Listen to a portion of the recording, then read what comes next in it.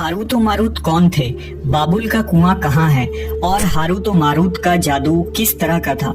ये वो पुरअसरार सवालात हैं जिनके जवाब तो बहुत हैं और लिखने वालों ने भी बहुत कुछ लिखा है, लेकिन उन किस्से कहानियों में हकीकत को तलाश करना गहरे समुंदर से मोतियां निकालने के बराबर है। हारूत और मारूत के मुतालिक बुनियादी तौर पर दो तरह की रिवायतें मिलती हैं, एक वो जो कुरान और हदीस और ताबीन के अक़वाल में मौजूद है और दूसरी वो जो तौरेत और इंजील और इसराइली रिवायतों में आती है, जबकि उन इसराइली रिवायतों को बेशतर उलमा और मुवर्रिखीन ने तायद की है। इस वीडियो में हम उन दोनों तरह की रिवायतों और वाक़यात को मुकम्मल पेश करेंगे।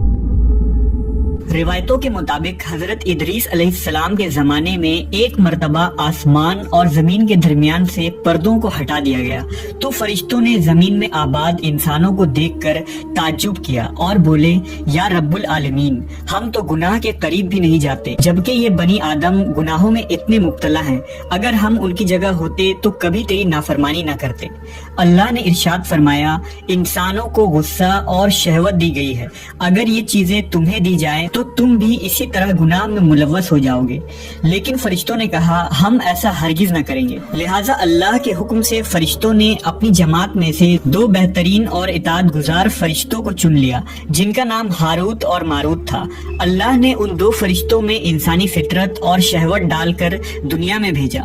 वो शहर बाबुल में दो खूबसूरत इंसान बनकर आए और काजी के काम पर मुकर्रर हो गए, जहाँ वो लोगों के दरमियान फैसले किया करते थे। एक दिन उनके पास एक औरत अपना मुकदमा लेकर आई और कहा कि उसका शौहर उसे बहुत परेशान करता है।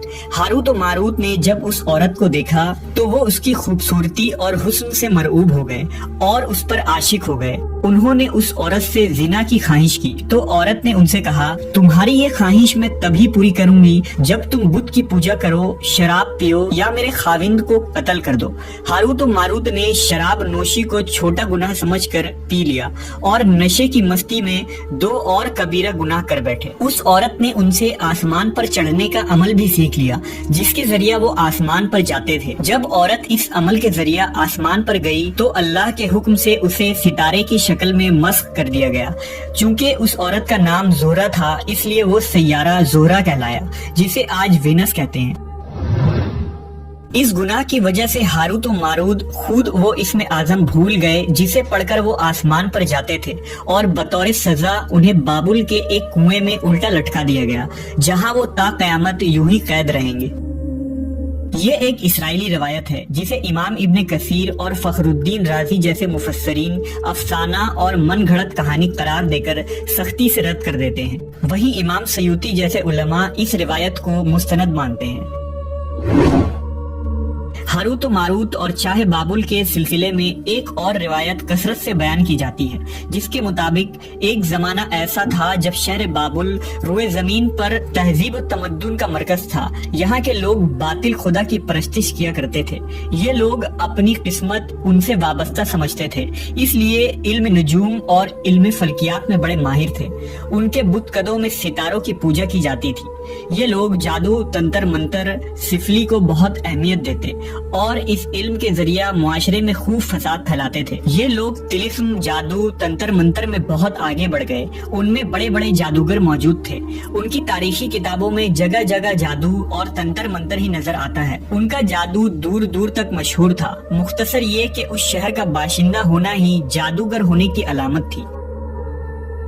जब हजरत सुलेमान अलैहिस्सलाम की हुकूमत आई तो आपने उन लोगों को इस शिरकिया अमल से रोका और उनकी सहर और जादू की किताबों को एक जगह जमा करके अपनी अजीम कुर्सी के नीचे दफन कर दिया, ताकि इस फितना अंगेज इल्म का जड़ से खात्मा हो जाए। जब सुलेमान अलैहिस्सलाम की वफात हुई तो शैतान ने उन किताबों को दोबारा खोद कर निकाला और लोगों से कहा कि सुलेमान पैगम्बर नहीं था, बल्कि उन किताबों के जरिए हुकूमत किया करता था। लिहाजा हवा में उड़ना, जिन्नात पर काबू और सुलेमान अलैहिस्सलाम के गैर मामूली मुआजिज़ात दरअसल जादू और सिफली का अमल था।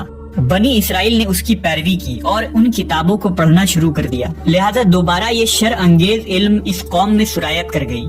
अल्लाह ने सुलेमान अलैहिस्सलाम पर लगाए गए इल्जाम और तुहमत की नफी करते हुए सूरह बकरा में फरमाया है, اور انہوں نے اس چیز کی پیروی کی جو شیطان سلیمان کی بادشاہت کے وقت پڑھتے تھے، اور سلیمان نے کفر نہیں کیا تھا لیکن شیطانوں نے ہی کفر کیا۔